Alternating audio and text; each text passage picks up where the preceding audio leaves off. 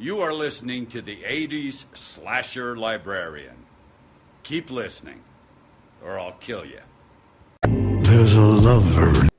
Jason X to the Third Power, Prologue. Someone is stalking her, again. At first she cannot see anything. The world is black. There is no scent, no sound. Her tongue is dead meat, as if her taste buds are overwhelmed and can no longer function properly. Only her skin is alive, tingling with the intensity of a sense on overload. Her skin is frightened. The cells between the pores of her flesh have swollen slightly with terror, making them hypersensitive. Like the cilia on unicellular organisms that silently scream out at danger. This place is a maze of narrow, colorless tunnels, each end opening up to two more similar nerve endings. She can go up or down. The levels seem infinite. There is always a choice to make, and as she flees the unknown, unseen predator, she is not certain she is making the correct one. Her body grows fiery as her legs pump. Air bashes into her lungs and is thrust out quickly. Her heart cannot take much more of this, but she cannot stop. To stop herself would lead to her demise. She knows this intuitively, knows it as surely as she knows her name. Then, as if she was born deaf and suddenly regained her hearing, a cacophony assaults her ears. Sounds, many disordinate, all of them harsh, brutal, guttural, like the breath of 1,000 rotting demons, the weight of their heavy feet bashing the earth beneath her, causing her body to tremble as she flees across the too soft, quaking soil. She picks up her pace, but how she does this she cannot say, because she is running all out, the muscles of her legs cramping. Another division, another choice. She heads down the corridor to the left and sees, too late, the dirt floor split open. A severed wound, the fissure racing toward her. She turns to run back, but both the floor in front and behind is breached. The corridors are too narrow, and she cannot get around these widening gaps. Sounds escalate. Her eardrums vibrate, about to shatter. A pounding, like metallic feet racing, like her heart thumping too fast to sustain life. She stops, frozen. Every inch of her body pulses with terror. She quickly looks one way and then the other, as the split corridor comes at her from both directions. Soon a crevice will form beneath her feet. She will fall through the blackness. Whoever is stalking her will find her in the black place that is apart from life. And like any predator, this one will claim her as prey. Suddenly the floor opens beneath, spreading her legs wide. She tries to clutch the slick walls, but there is nothing to hold on to. She is slipping down, down, screaming for help. But deep in her soul, she knows there is no help coming. And then she sees something with light glinting off it. A sharp, fat blade that appears out of nowhere, as if it is part of the ungodly darkness, but possesses a light of its own. A blade held onto by a massive hand, an arm thick, built of muscle and metal. Her paralysis is complete. Her body turns to aching stone. The glinting steel blade arcs up and back and slashes down, coming toward her head. She cannot move to escape it. The razor-sharp blade slices across her throat in one sweep, severing her head from her body in an almost painless action.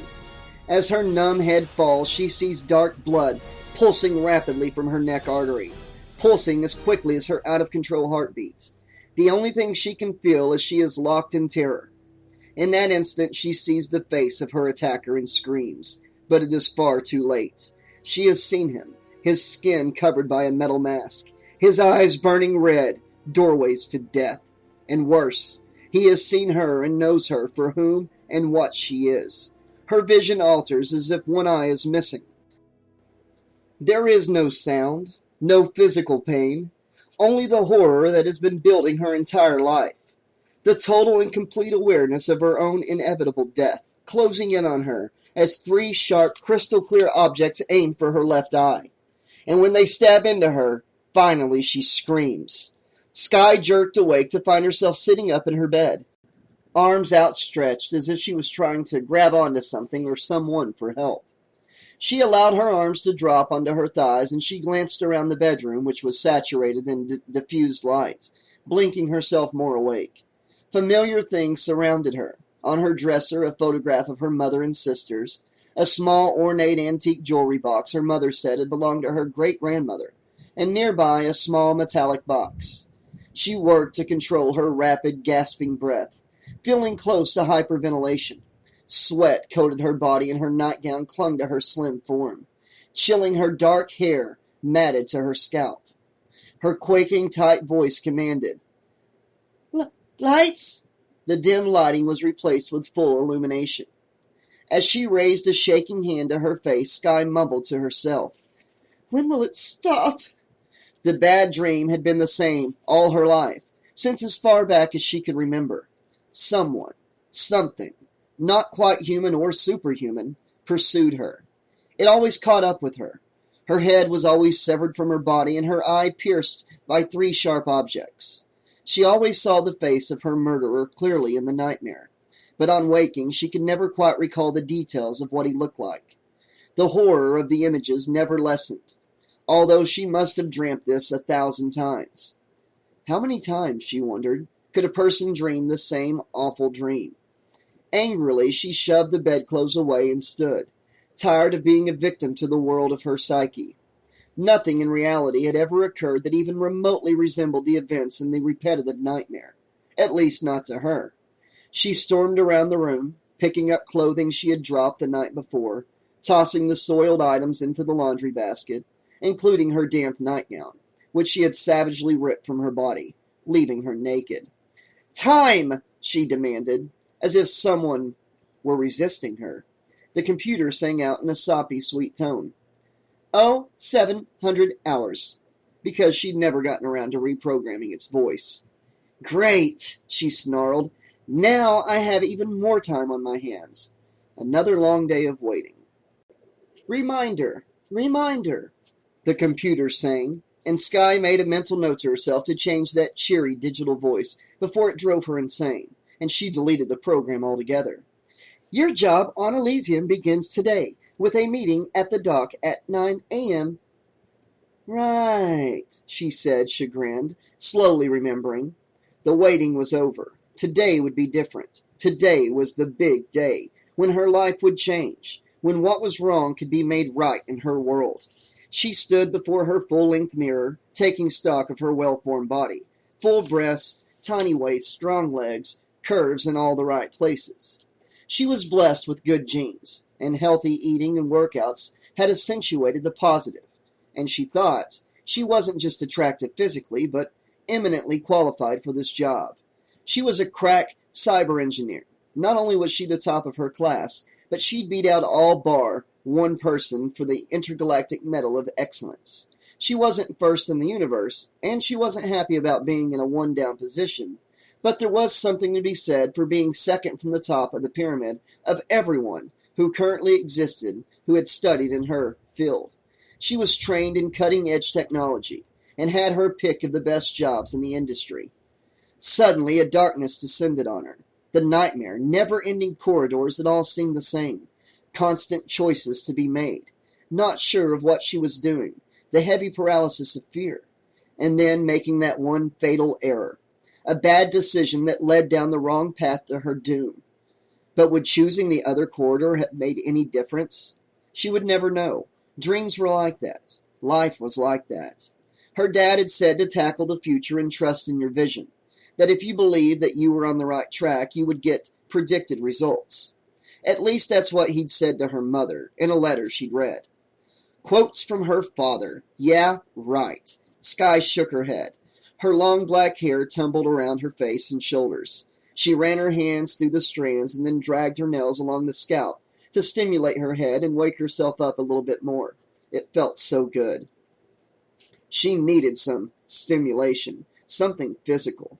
She'd been waiting weeks for this day, for this chance.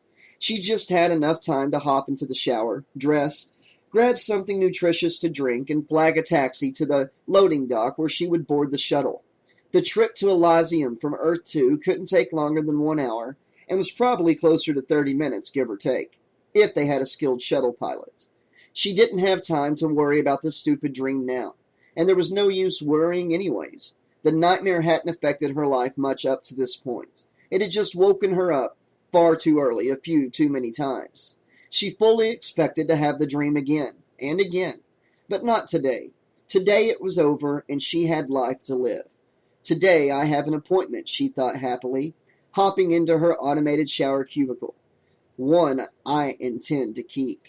One that would determine my future in so many ways. She hoped she was headed down the right and not the wrong corridor. Chapter 1.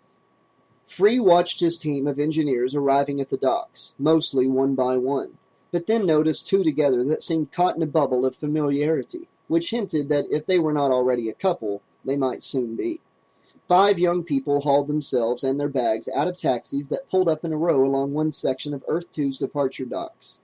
Free noted that not one of them took any notice of the others, except for the couple, of course, who only had eyes for each other. It was as if each was trapped in his or her own world, like completely different planets existing in the same solar system. He wondered about this group of 5, well, 6 if he counted himself. Were they all just preoccupied with thoughts of their new job or just self-absorbed? Was he like the others? Free hung back inside behind the one-way glass that allowed him to see without being seen. Linda Barnes was easy to identify because of the way she dressed. She wore long, flowing, royal maroon robes that matched the streaks in her blonde hair that hung to her shoulder on one side and just below her ear on the other. Her resume said she was into period reenactification, whatever the fuck that meant. She reminded Free of the paintings and sketches he'd seen on old discs of clothing worn by the aristocrats during the Middle Ages on the original Earth. She walked with an affected attitude, and if she wasn't the amazing cyber technician that she was, he doubted Jackson Mansfield would have hired her for this project. To Free, she looked more like Queen of the Universe than an able scientist, and that annoyed him a great deal. The guy who got out of the cab with Linda walking beside her and fawning over her had to be Brad Simpson, a cyber biodesigner and another fan of all things medieval. His outfit was an array of 3 shades of royal blue brocade edged with gold bands. Brad had apparently shaved his eyebrows, unless he was born that way, and with his pale skin he might be an albino. He reminded Free of the pet mongoose he'd had as a child. That's where the pleasant feelings ended. Brad's eyes seemed to hold a smarter-than-thou look that got Free's back up immediately. Just what we need, Free thought. A techie who feels superior and who won't get his hands dirty. What a crew we have so far. Just behind those two, he saw who he guessed to be Herbert Dearman, followed by Anyar Singh, 2 bioengineers. Herbert, tall and reed thin, had a weak chin and a hesitant manner. His stats were excellent, though, and he'd had a lot of working experience already, which was impressive. Free didn't trust him completely, however. He was too hesitant, as if waiting for direction, which made Free, who was supposed to supply that direction, feel nervous. Probably because he felt as insecure as Dearman looked. Anyar stood on the shorter side of 5 feet, the opposite of Dearman. She appeared ready to spring into action and seemed prepared to tackle anybody or anything. She walked with amazing confidence considering that she had been blind from birth. Sensors attached to her cerebral cortex that jutted out like small metallic horns helped her find her way. And beyond that, it was clear she had developed other senses. Her head snapped to the right as if the horns on her head had visions, and those eyes stared directly at the glass where Free was standing, possibly, he feared, staring through it. Last but not least was Sky Fellows, arriving late, disheveled in a bohemian way that held a sexiness Free did not miss. She wore a modern metallic jacket over a cyber fabric tank and a pair of retro pants that resembled the blue jeans people wore on original Earth. Those two were fashionable now. Free learned that from one of the magazines he had forced himself to read in an attempt to keep up on the social norms, that the jeans were back in fashion. Free had seen an image of Sky in one of the scientific journals he subscribed to, and now, viewing her in the flesh, he couldn't take his eyes off her. She had a slender frame, and although he wouldn't call her petite, she was too tall for that. Something about her sang a song of fragility. Her café au double lat skin and shiny straight raven hair that hung almost to her slim waist made her If not the most beautiful girl he'd ever viewed close up, at least one of the top 3. Not that he'd actually seen many girls his age, of course. In fact, he'd only seen 3. He shook his head. It was a toss-up with Skye. Brains and beauty vied for precedence. He could see the latter, and knew about the former from reading her resume. In fact, she had come in second in the intergalactic engineering test, which is how he'd seen her picture to begin with. Whatever her talents, skills, and charms, Free knew he had to treat her like the scientific engineer she was. This project, the first serious job for each of them, had a short deadline, considering the final objective. And while the funding was more than adequate thanks to Jackson Mansfield, Free felt that the onus was on him that they all succeed. Each of them had to prove him or herself on the project, their first assignment. And Free maybe more so than the others. Whatever their individual strengths and weaknesses, they all had to deal with them together. Free was all too familiar with his own shortcomings and his fears. He was soaring solo, a virgin flyer away from Jackson and his protection for the first time in his life. He had left the only home he had ever known, and one of the only 2 constants since his birth. Jackson Mansfield, mega gazillionaire, the wealthiest man in the universe. He owed Jackson a lot, and he owed his mother. He couldn't fail either of them. But Free was extremely aware that, because he wasn't used to interacting with his peers, he would be working from a vulnerable position. And at the same time, he wasn't used to being a commander. "There's a first time for everything," Jackson told him. It seemed to Free that everything was happening for the first time all at the same time. With a deep sigh, he pushed himself away from the tinted window and headed for the door, preparing to meet and greet his staff. "I mean, why is there no one here to meet us?" Linda stared up at the sky as if asking it directly, feeling perturbed already. "This is so unprofessional." "Calm yourself, milady," Brad said. He picked up her gloved, bejeweled hand and kissed her fingertips. She really was a ravishing creature, he thought to himself, sexy as hell, and definitely his equal, at least when it came to physical passion, and of course, he could never forget their shared love of retroizing. He would never, however, have equated their work to be of equal value. Linda was too literal, the left side of her brain far too dominant, despite being an expert in the emotional side of robotics. In his view, she didn't seem to possess any real artistic elements, although she did manage to dress well. Not that he would ever breathe a word of this to her. "Someone's coming," Anyar said, fine-tuning her sensors so that she could pick up the heat source moving toward the group. Herbert looked around and saw nobody. "Huh? There's nobody there. I mean, I don't see anybody. Aren't you blind?" "You shouldn't pick on her," Linda snapped. "She can't help it if she can't see." Herbert shrank back into himself. Never one to mingle, he felt that he'd better just keep quiet. You never know how insane people could be, and this costume freak was already exhibiting signs of dementia. "I don't feel like he was picking on me," Anyar said. "He's just curious, as are most people." "Well, I think it's rude." Linda turned away. "I mean, if he wants to know about you, he should look up your records." "Like you did?" Anyar asked. Linda's head swiveled in the blind girl's direction. She thought about lying, saying she hadn't, but why should she humiliate herself before this bioengineer, who was at least a level beneath her own job description? "I have a right to look up records." She didn't mean to snap at the poor pathetic girl, and in an effort to modify her tone, ended up stuttering. How did you know that?" "I keep tabs on everybody who keeps tabs on me. I traced the anonymous request until I saw your name pop up on the screen." Linda ignored the implication that she had been sneaky about getting data on Anyar. "But how could you see?" Anyar grinned. "Just what Herbert wanted to know." But she said no more, holding her cards close to her chest. She'd reveal what she wanted when she wanted, and to whom she decided was worthy of receiving this info.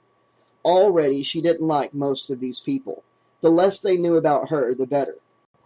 Skye waited in the background, surreptitiously studying the others, and watched as a young man with pale blue eyes and beautiful midnight hair came through the entrance door and approached the group. His strides were long on long legs. She liked the look of his body. He either worked out or took muscle enhancements or both.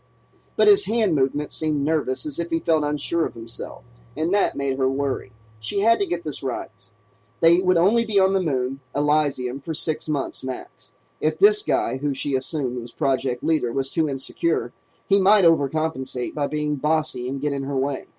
Alternatively, if he didn't assert himself enough, they wouldn't move at the prescribed pace and finish the project on time, and she needed to finish everything on time.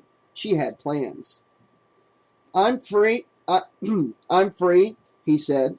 He held out a hand to Linda, who paused long enough before offering her hand, that it was obvious that she found him not up to her standards. He recovered what poise he could muster and shook hands with Brad, who said, "Hi, Free. I'm Slave." Free paused, not getting the joke. Not that it was such a clever one. A.K.A. Brad. Next, Free shook the limp, damp hand of Herbert, who wouldn't meet his eye, and identified himself with the simple Dearman. Free then took Anyar's hand, who he liked immediately for the firmness of her shake and for her smile when she said, "Anyar Singh. Please, call me Anyar." Finally, Free shook Sky's hand. Her skin was as soft as her face, but Free noticed something in her pale blue eyes that he initially interpreted as torment. Or perhaps it was bitterness. Yet she was only in her early 20s, like all of them. How much torment with ensuing bitterness could she have suffered? From what little he'd read of her history, outside of her father dying when she was young, she'd had a fairly normal life. Hell, living without a parent wasn't so abnormal, as he knew from experience. Nice to meet you, he said to Sky.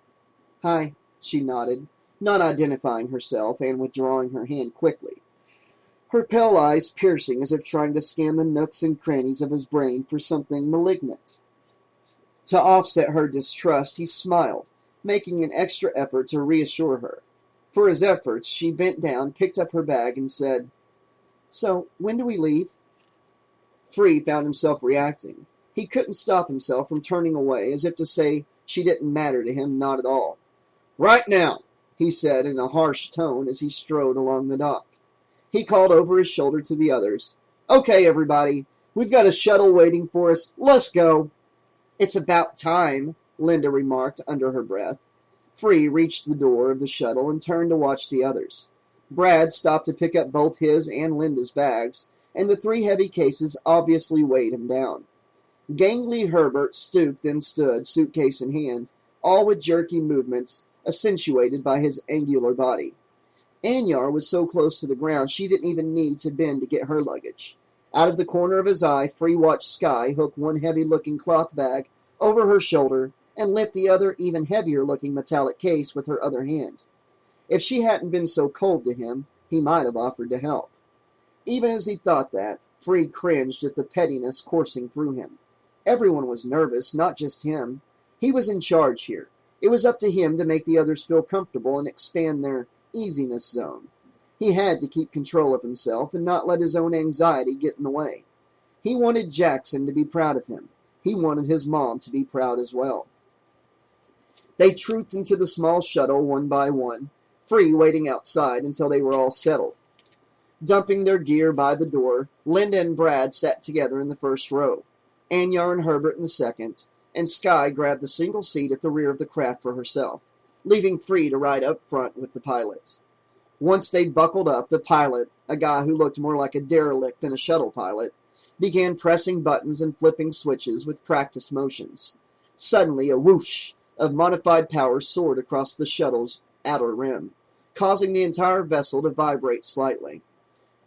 "Sorry for that vibe, folks," the pilot said. "Shocks on this baby been giving me headaches lately." Doesn't that mean that the power supply will be less stable?"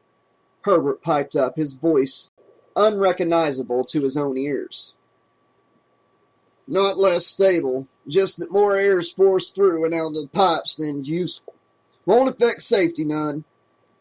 "But it will be a bumpy ride," Brad said, smiling at Linda, who nodded slightly in approval at his stating the obvious, as if the others would be too dim-witted to realize this. "Bumpy, but safe," the pilot reiterated. So, how come we're using the heap instead of a real shuttle? Linda asked. The pilot, a cheerful fellow wearing an utterly mismatched outfit that included a cap with 3 brims, none of which were turned to the front, said nothing and just turned his hands palms up and glanced at Free. Joe here, Free said, turning in his seat to face the others, was the only pilot left that had a shuttle available on this date. When did you call? Linda demanded. I think it was 2, maybe 3 days ago. Great. I hope you're not this disorganized with the project, the relentless medieval freakoid exclaimed. Free felt his face flush and quickly turned his face away. He was caught between anger and guilt. He didn't know what to do or say, so he blurted out the first thing that came into his head, which was the truth. Look, I had a lot of things to take care of, and hiring a shuttle wasn't the most important of them, and I didn't think it would be a problem. Joe has been in this shuttle business quite a few years, from what I understand. A good 30, Joe said, turning around and grinning at Linda, who looked appalled when she saw 2 missing teeth. Well, it's longer than all of you been alive. Anyway, Free continued, trying to regain control of what felt to be a battle for power that was constantly veering away from him. Joe comes highly recommended. Jackson Mansfield has used his services many times and passed me his info. If he's good enough for Jackson, I'd say he's good enough for us. Joe had turned back to the control panel and was already moving them away from the dock, communicating to the flight command center the coordinates he had already keyed in and getting feedback on the flight path and space conditions. That information came up on Joe's computer and also on the small passenger information screen in the main part of the antiquated shuttle. Between breaths, Joe explained. We've had a few mishaps of late. Ships coming and going. Now we're back up in triplicate. Gee, I feel reassured, Linda said snidely, and Brad laughed. As the shuttle slid along the launch pad, the vibrations increased in intensity to teeth-rattling proportions. With it came a low but piercing noise, a kind of hum that could have doubled for a scream. What the hell is that? Brad demanded. I'd guess, Anyar said, that either the shocks are vibrating at a super high intensity, creating an audio reverb, or else this shuttle is haunted and... But the rest of her words were drowned out, and it was only the odd command by Joe that came through the ear-shattering noise. Linda had her gloved hands over her ears. Herbert, sweat sprouting on his forehead, looked about him with terror-stricken eyes, his lips trembling helplessly. Skye hunched her shoulders and stared at the backs of the heads of the others, wishing this trip was over. She absolutely detested being in confined spaces, and more so with people she didn't know or trust, which was just about everyone. She'd prefer to be driving the shuttle herself. Even though she didn't know how, she knew she could figure it out fast. Suddenly, as she stared at him, Free spun around in his seat as if he had eyes on the other side of his head and smiled at her. Another time, another place, another life, she thought, as she looked down at the floor. She wanted to avoid him. She intended to avoid all of them, in fact. But especially him. Is she shy? Free wondered, or just doesn't like me? Whatever. He turned back to face the front, feeling a bit disappointed. He watched the shuttle's console monitor as the launch pads and their extensions right and left disappeared behind them as the ship made its way further from Earth 2 and out into the emptiness of space. Once they had cleared the launch area and most of the potential interferences, the vibrations eased up considerably, and the screaming sound dimmed to a dull roar. Sorry about that, folks. The white noise thingy broke about a decade ago. Does anything on this crappy ship work right? Linda demanded. Joe ignored her. So, folks, we're off, he said. That's Elysium. He pointed out the pale dot on the computer screen before him. He pressed a button and the screen enlarged into a hologram that hovered between the ceiling and the floor behind him for all his passengers to see. The dot expanded and took on the round shape of the moon, with darker spots for valleys and lighter spots for mountains. A modulated, pre-programmed computer voice began to speak. Elysium is one of 2 moons revolving around Earth 2. As the hologram moon spun in the circle, Joe switched off the sound. We'll be there in, 20 minutes or so. Great, Linda said in the huge exhale. So, Joe continued, undaunted. Sit back and relax. If you like, I've got a program with a bit of history of this moon here. Anybody want to see it? Sure, why not? Brad said, haughtily. What else is there to do but vibrate? I'd like to see it, Anyar said, and Brad snorted.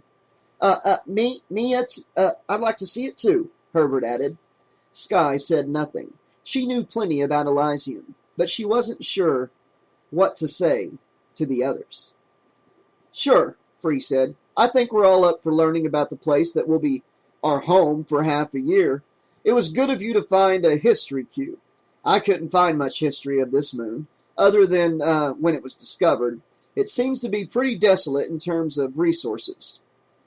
Find a cube? Hell, I had to make this cube, relying on my memories for most of the info. Like you found out, there ain't much available about what's been happening here. Your memories? Those should just be fascinating, Linda sniped. Joe turned to look at her, eyeing her outfit from head to toe, and said with a wry smile, You ain't used to having fun, are you? I have more fun than you do, I am sure, she snapped petulantly, instantly regretting losing her cool to this peon. Don't even bother, Brad soothed. He's not worth your ire, milady. So, let's see this history, Anyar said. Right, she's going to see it, Brad said softly, but Anyar and the others heard him. Free sat stunned, unsure of why there was so much hostility already between these people, when they'd only just met. Maybe he was naive and inexperienced, but somehow he'd been raised properly and tended to give others the benefit of the doubt. The tension in this group was quite considerable, and they'd only been together 15 minutes. What would happen over the next 6 months? Joe pulled a cube out of his pocket. Free wondered why they were called cubes when they were flat, thin and rectangular, no longer than a man's thumb. He figured that at the birth of 3D film projection, they originally called them cubes and the name stuck, even after many years of technological advances, which rendered the original design obsolete. Joe placed the cube into a slot just above the control panel and pressed its finger to a small window nearby which scanned his DNA. When it recognized him as a rightful viewer, light came out of the cube and formed a moving 3D holographic image that replaced the hologram of Elysium. The movie starred Joe himself. When his image appeared, with accompanying rockabilly music from a few centuries ago, he heard a small groan behind him, and he knew where it had originated. The Joe in the cube stood before a map of the solar system with a laser pointer in his hand.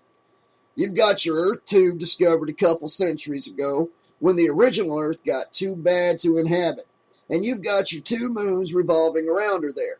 Thanos over here. Joe in the cube pointed to the dark globe. And Elysium over there, he said, pointing to the paler sphere. Thanos, well, the gases are pretty nasty there, let me tell you. So bad they can't even send a ship yet. Everything burns up in the atmosphere of that ring, but they're working on another way of getting folks past the ring. Elysium's been going strong for, maybe 50 years or so, since they built the moon complex, the biosphere up there. The cube, Joe, took a different stance, trying to look reporter-like, which only made Brad laugh at his efforts. Joe pulled the Elysium globe forward and twisted it so it spun. This here moon spins fast. You get a day and night in 13 hours. Maybe we could fast forward to what we don't already know, Brad said. If I only knew what you don't know, Joe said from his pilot seat, which I figure must be pretty well everything. To forestall a battle, Free jumped in. Joe, I think most of us have the stats about Elysium down. What we're unclear about is what's been going on here since they built the biosphere. Got it? Joe said. He pressed a couple of buttons near the cube slot, and then the movie started up again in a different place. Joe was now seen seated before an aerial view of the moon complex. Back when they cobbled a bunch of domes together and built the biosphere, they weren't quite sure just what to do with it, he announced. Of course, they grew food because they had to, and then tried to make, an atmosphere inside where water could be sucked up and then returned down to the ground as rain. When did you make this thing? Brad interrupted. Maybe a decade ago, Joe replied from up front. Can we get to the recent history? Linda yelled. Ain't no recent history, Joe said, but he hit the button again. The movie, Joe continued. So the army moved in like they always do, built the military complex and surrounded it with a virtual landscape. They was in charge of the place. Then there was Americana. Americana, Anyar said. I've heard that name, but don't know what it is. Since the cube was partially interactive, Movie Joe said, That's 'cause nobody really knows about it. Americana was a camp on the moon, a kind of rich kid's summer paradise where they got to go and play in the water and pretend they was making cute stuff they never use and get their bodies all fit and everything, and sit under the artificial stars and such with fake bonfires and all. At least that's what we think happened, 'cause nobody really knows what they was doing up there. Pretty wonky idea to start with. A camp for girls. And things got crazy. How do you know about all of this info if it's so hard to find? Sky asked timidly. She too knew that there wasn't much data on Americana and the military complex, and she was surprised that Joe knew so much, and she needed to know how he knew anything, when even the libraries had no records. The movie, Joe replied. Miss, I used to taxi people there all the time at the beginning. I knew who was going and who was coming back, which weren't many, and I heard a lot of the stories going round. So that's what this is based on. Stories people told you? Herbert blurted out. That isn't very scientific. Nope, it ain't, but I figure in all the tales there's got to be a grain of truth. That's what old Sigmund Freud said. Joe's image flickered for 1 second. Who the hell is Sigmund Freud? Linda asked. Truth is, the military's making some experiments there on the moon that weren't going to end up too good. What do you know about them? Sky asked, the image of Joe in the hologram. Not much. Just they created something, a monster, that ran off the local AI. Cube Joe said in a matter-of-fact voice. Oh, come on, Brad said. That is so silly, Linda said. A monster run by artificial intelligence? Next thing you know, Movie Joe continued, all hell done broke loose. I gotta tell you, I took a lot of people up there, but after the first people who returned at the beginning, which was basically the guys who built the dome, I didn't bring nobody else back but one. Makes you wonder what happened to those hundreds of folks up there known it. Maybe they used a different taxi service, Linda said, and Brad guffawed. Maybe they are still there, Anyar said. Maybes are plenty, Movie Joe said, but I got my suspicions of what happened to them. The cabin filled with a momentary silence before being followed by small cries and moans as the shuttle suddenly hit a bad patch and rocked and rolled so hard that the passengers had to hold on to their seats despite being belted into them. The turbulence lasted a good 2 minutes, turning Herbert's face a shade paler than normal. Is everybody okay? Free asked. He received a few nods and then caught the eye of Linda, who seemed a bit disconcerted. Well, at least she's human, Free thought. But the second that thought came to him, her eyes hardened, as if a door had shut in his face. Let's hope that that's the last of it, or we'll see you don't get paid. So far, this ride is not worth it, Linda said, her voice steady and in control. Free knew already that he had to keep tabs on Linda, or before he knew it, she would be running the project. Joe called in a report, and the command center indicated that no further turbulence was expected. Looks pretty clear, he assured his passengers. We're about 10 minutes in. 10 minutes to go. Can't wait, Brad said. Amen, Herbert mumbled under his wheezy breath. Anyar told him softly. Keep your breathing steady. It does help. Let's see the rest of the cube, Sky said, as if she were an avid fan of amateur visuals. Linda groaned. In fact, Sky knew from the light patterns on the cube that it was almost finished, and she wanted to see the end. She had to know what Joe knew. Good to have fans, Joe said heartedly, pushing a button on his console. Movie Joe resumed his discourse. This monster, well, from what I heard, it weren't like anything anybody'd ever encountered before. How do you know there was a monster? Herbert asked. That's what was told me, said Joe the holograph. By who? Anyar asked. By the person I brought back after the place was built. Only one person, Brad said. Yep. Girl was hired to work in the kitchen and then fired early on in the project. And she was the last person I brought back. She only one who wasn't a builder, like I said. A disgruntled employee, Linda laughed. Reliable source of info there, Joe. She was a nice girl, scared though. She said they was doing experiments at the military complex, and one night she'd gone over there to visit with a guy who was sweet on her, and she heard a conversation about a being and how things were going wrong, and that they created something bad and it might be hooked up with Tom or somebody, and she got to worrying and asking questions, and the young guy she was with told her to hush. It weren't good to talk about all this. Next day, she's fired and ordered out of the biosphere within 1 hour. They'd already called me for a pickup. She was rattled, all weepy, and blurting out all this on the ride back to Earth, too, you see. And when she got out of my shuttle, there was 2 military types waiting on her. She looked like she didn't want to go with them, and I started to say, well, maybe the lady should go where she wants to. And this huge goon working for the MP says to me that I can keep quiet and keep my shuttle license, or I can make trouble and find some other line of work and get a busted nose while I'm at it. I'm no coward, so I started to make some trouble, but they took the girl away in a military shuttle, God knows where. I called the national government office, and they said they'd look into it. And did they? Anyar asked. Not that I know about. All I know for sure is that from that day on, my business declined considerable.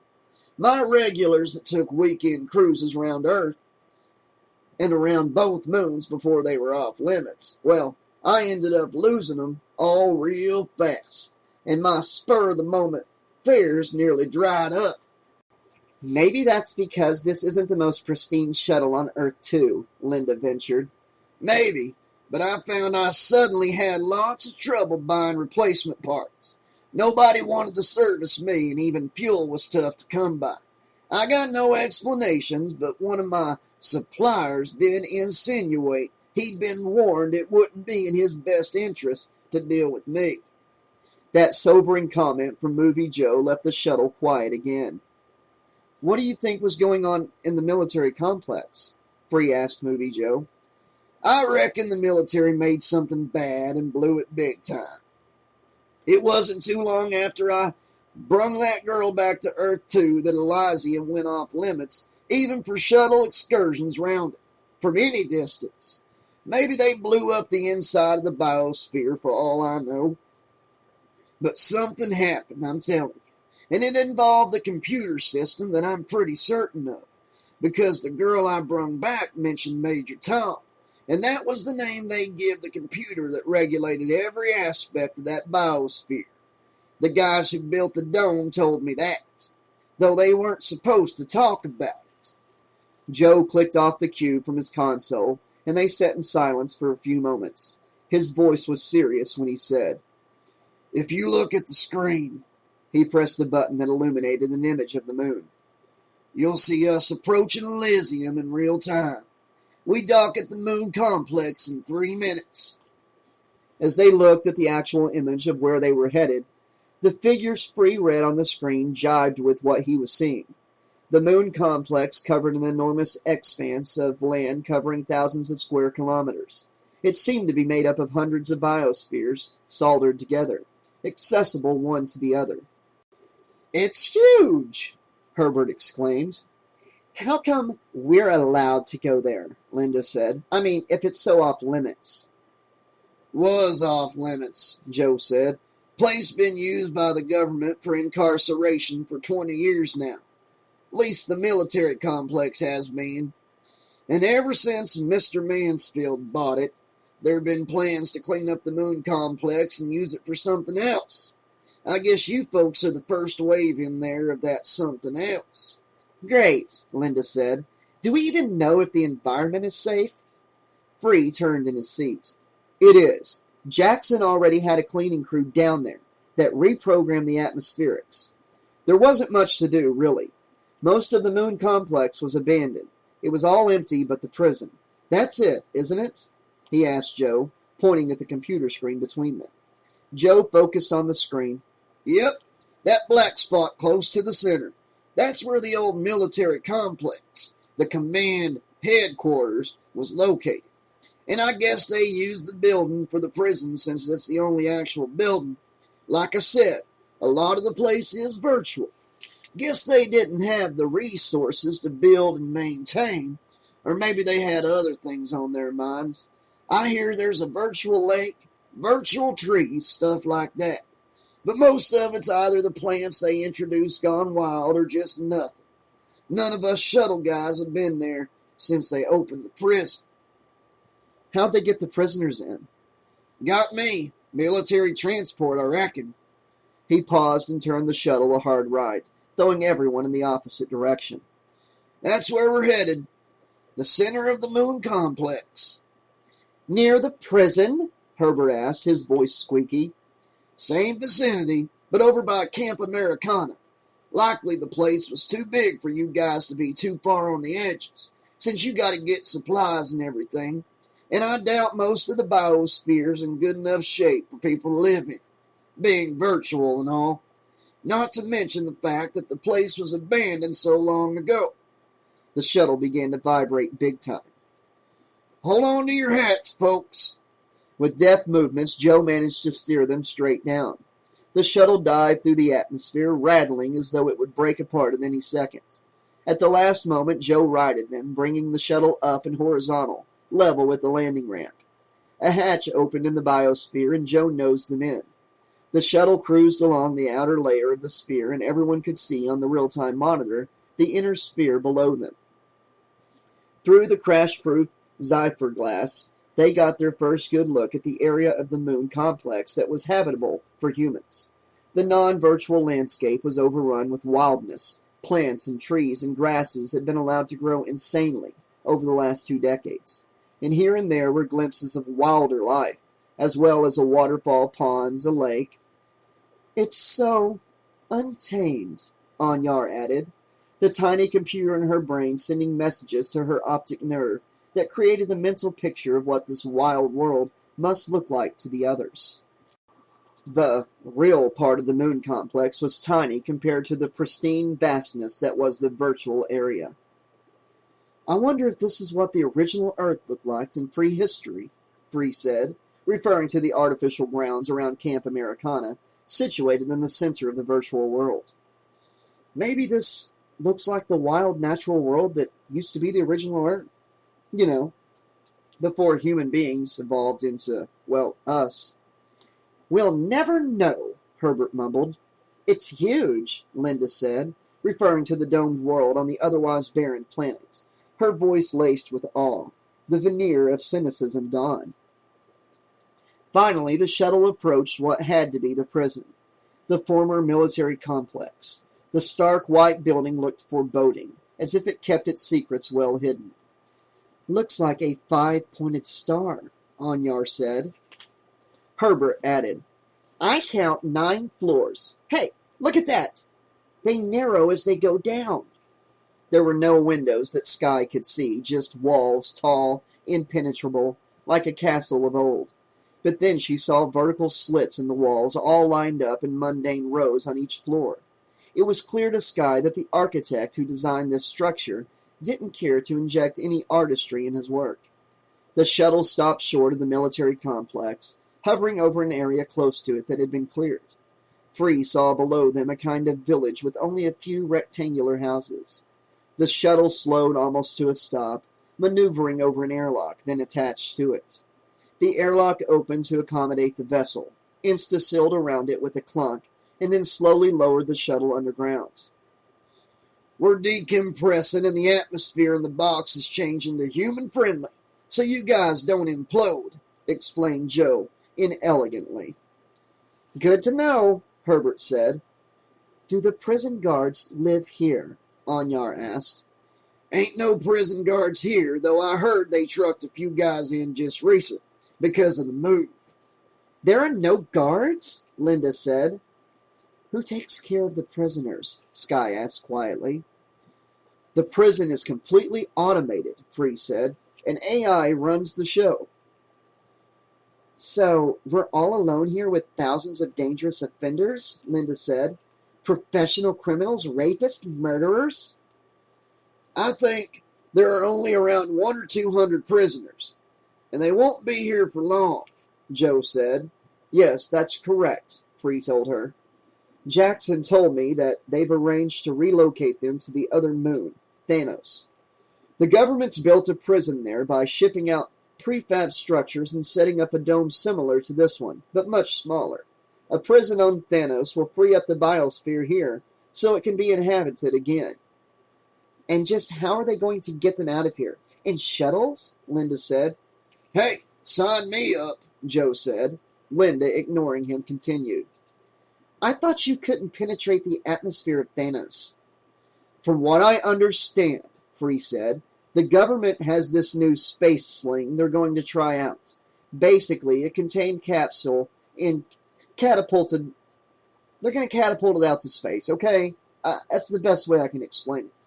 The prisoners will be placed in the capsules and then hurled out to Thanos. Apparently, it's so fast and accurate that they can get them right onto the moon at a speed that deconstructs molecules and therefore acts as a sort of teleportation device.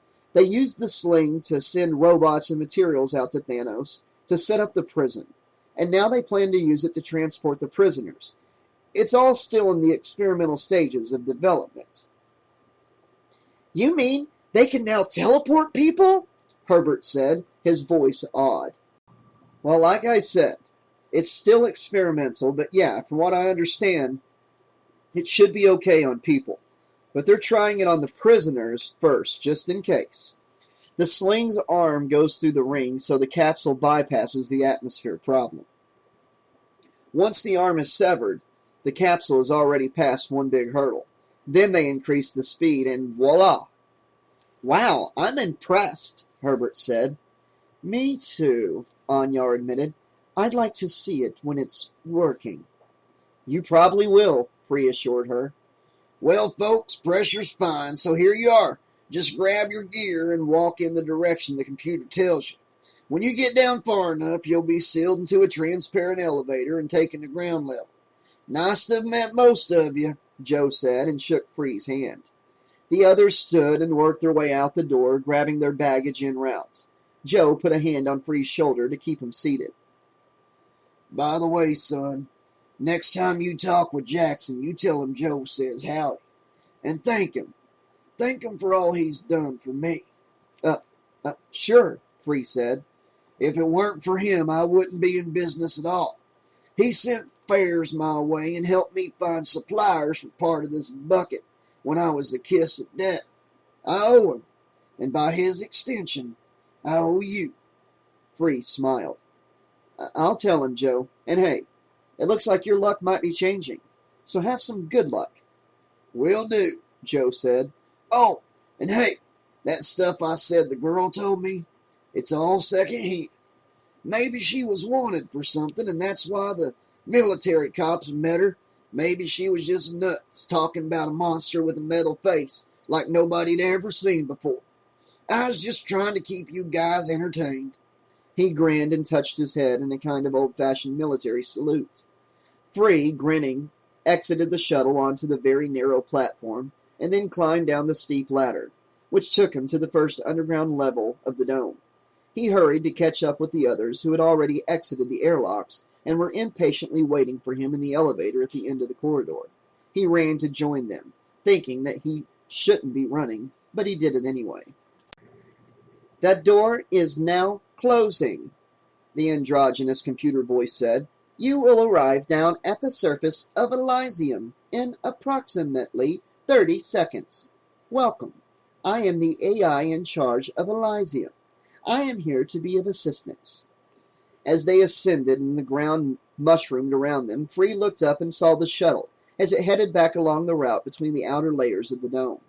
The elevator opened on the moon's surface. They trooped out, the computer voice advising. To your right, you will find accommodation. Provisions are available in the store. To your left, the lab is also to your left. If you require assistance, please do not hesitate to ask for my help. I have been programmed for that purpose. The group stood and looked around. A dozen small white with green trim rectangular cabins lined a paved road. To the left, a cabin marked store could be seen. Another was marked laboratory, and another smaller one could be seen up the road, close to what appeared to be water. This was really a camp, Anyar said. It's pretty desolate now, Linda murmured. Like a ghost town, Brad added, and a chill went up their collective spines. I'm not sure these cabins were here before, Free said. They might have been built for us. Suddenly they heard an enormous boom, and the ground beneath their feet shook. What the fuck? Brad yelled. What was that? Herbert cried out. A quake? Sky asked, glancing frantically around her. Look! Linda shouted, pointing to the sky. A huge ball of light flickered just outside the entrance to the Moon Complex biosphere. An explosion of showering sparks and flame falling onto the zephyr glass surface of the dome. Oh my God! Free cried. That's the shuttle! Joe's on that shuttle! Anyar's hand went to her mouth. No, it's exploded. How? We're stranded here, Herbert squeaked, his voice carrying the terror they all felt. We're not stranded, Free said, trying to gain control of the situation, and also over his own voice. The AI is our link to Earth 2. Nobody panic. The shuttle we arrived on is just blown up, including the driver. And you say don't panic? Linda cried. What's wrong with you? How did you get to be the team leader? Free felt paralyzed, fearful of saying or doing the wrong thing. This was so unexpected. He didn't know where to go from here, but he wasn't alone in his confusion and anxiety. All 6 of them jumped when the computer voice spoke, its tone a bit less modulated than before, a tad sarcastic to Free's ear. But he might be just imagining that. Welcome, humans, it said. Welcome to the moon Elysium and the Biosphere Moon Complex. And after a pause, it said, Please call me Major Tom.